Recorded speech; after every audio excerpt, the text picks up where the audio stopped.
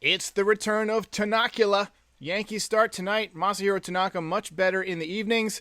Gets the ball, coming back from his concussion. It's the pregame show.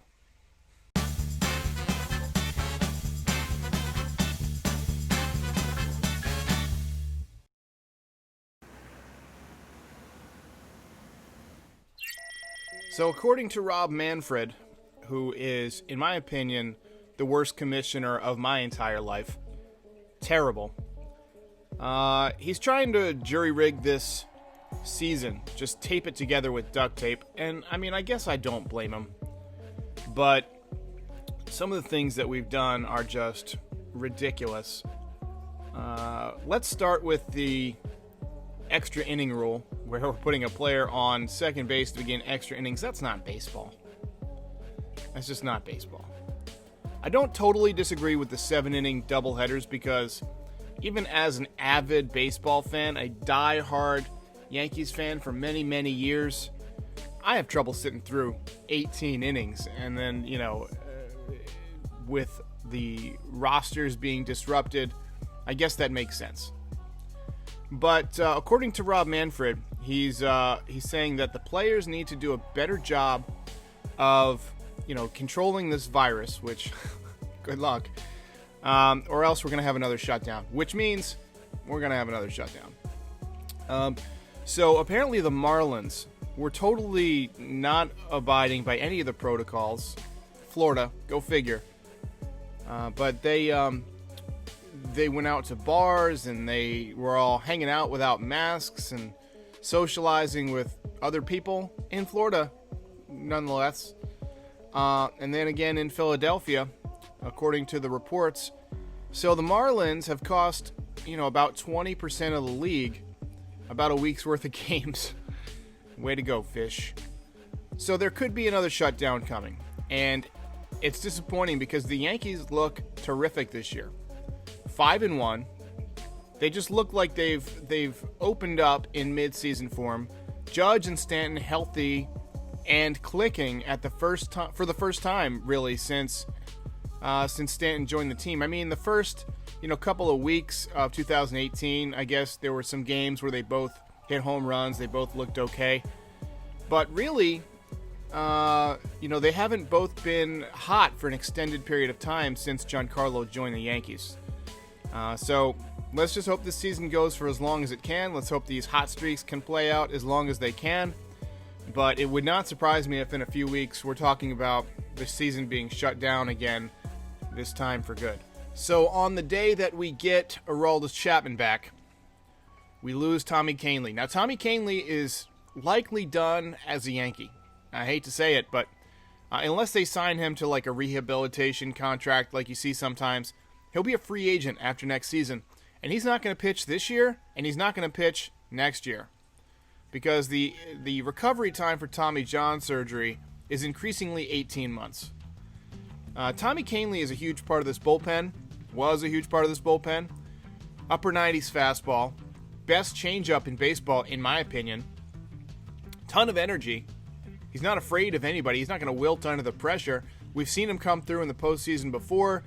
He double-teamed with Masahiro Tanaka to shut down the Astros in the playoffs a couple years ago. Tommy Kahnle is one of my favorite relief pitchers on the squad, but, unfortunately, he's done for the year. So the Yankees are going to have to figure out a way around it. Luckily for them, they already have the best and most deep bullpen in baseball. Aroldis Chapman, as I mentioned, coming back.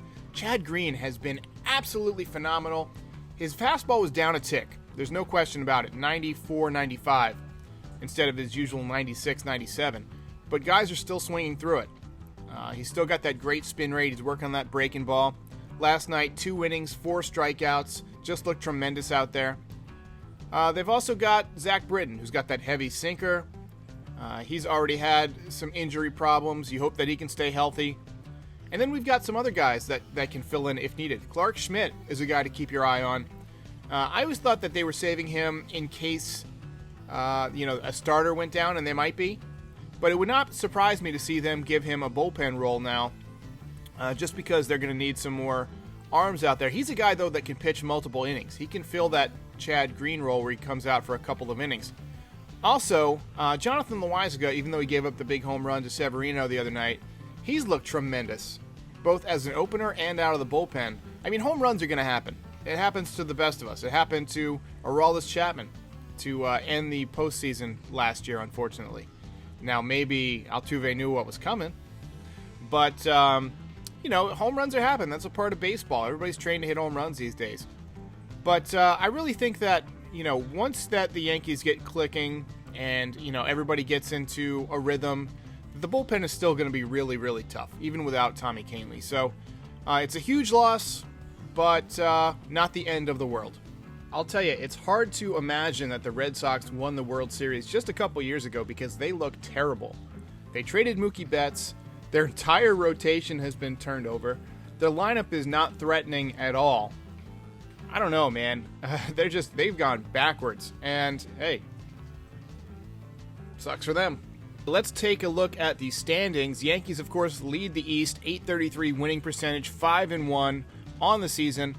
Orioles and Rays hanging in there. Rays are going to be in contention all year. They are 4-4. They've gotten off to an 0-3 start on the road. The Central, the Twins are leading things, 5-2. The Twins are no joke, man. They can hit home runs. They've got some good pitching. They're good with the analytics. Indians right up there again. I think the White Sox are going to be pretty good this year. AL West, the Astros, the cheating Houston Astros lead at 4-3. Hopefully somebody stomps them into the ground.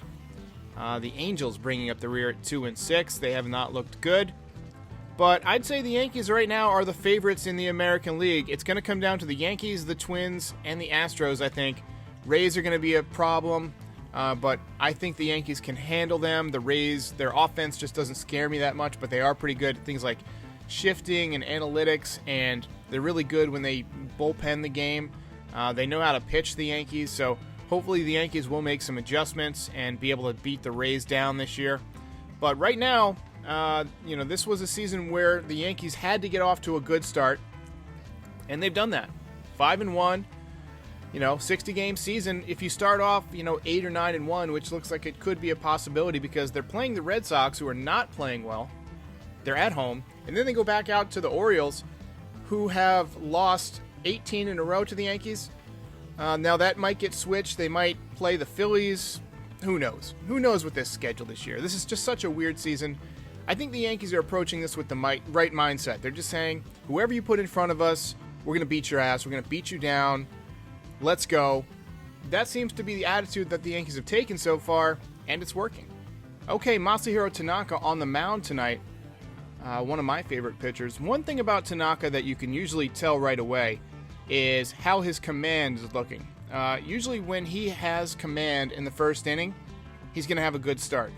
But if you see him to the first couple of batters, missing up in the zone, missing arm side with his pitches, that means that he is not sharp, and that means he will probably not have a good night. Masahiro Tanaka is a guy who relies on his location. He's a lot like Mike Mussina in that way. He's more the Japanese Mike Mussina than he is a Yu Darvish type of pitcher, big strikeout guy. He's a guy who relies on making good pitches, getting guys off balance, throwing that slider, throwing that splitter. He doesn't throw many fastballs anymore. And I really think that you can tell right away, how he's looking. Every time that he pitches, I look for how he does to the first couple of batters. And that kind of gives me a feel for, what he's going to do in that game. So look for Masahiro Tanaka to be aggressive early, to be throwing strikes early. He will be wearing the Gazoo hat, the Kevlar insert to protect his dome piece from more line drives. But Masahiro Tanaka is a professional. He understands that there are risks that come with baseball. And, I don't think he's going to be scared. I don't think he's going to be mentally intimidated to go back out there. He's a warrior. He likes to pitch deep into the blaze, as he always says on his Instagram after the game. So look for Masahiro Tanaka to be aggressive early, to throw strikes early. And if he gets off to a good start, it could be a good night for the Yankees. The Red Sox are throwing somebody. I'm not even sure what this guy. I looked at his numbers earlier. I can't remember his name. I'm going to look it up right now. But this guy did not strike fear into my heart when I looked him up. His name is Godley. Zach Godley. He's number 68. He's 30 years old. In 2019, he was 1-0 with a 3.94 ERA. He only threw 16 innings, had 12 strikeouts, 1.38 WHIP. This year, he pitched 4 innings, had 7 strikeouts, has not allowed a run. In his career, he's pitched in 129 games, has a 4.64 ERA, 540 career innings pitched. It looks like, if you look at his career, he's mostly been a relief pitcher. He started a lot in 2017 and in 2018, but he's not somebody who's intimidating at all. So the Yankees, the way they're swinging the bat, the way that Judge in particular is swinging the bat, the way that LeMahieu and Stanton are swinging the bat. Gleyber Torres had a nice RBI, or had a base hit last night. Was not an RBI. But we got some guys rounding into form. So look for the Yankees. My prediction tonight is more pain for the Red Sox. I think the Yankees are going to stomp the Red Sox tonight. If Masahiro Tanaka is on top of his game, it could be lopsided. It could be like one of those 9-2, 9-3 games. If Masahiro Tanaka is not on top of his game, it could be kind of a slugfest. One of those, 9-7, 10-8 kind of games. So that's what I'm looking for. Tune in after the game for the post game. I will be back with commentary and highlights.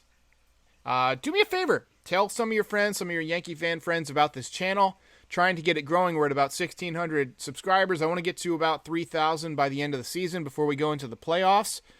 And then, hopefully the Yankees can take the title. We'll see. See you next time.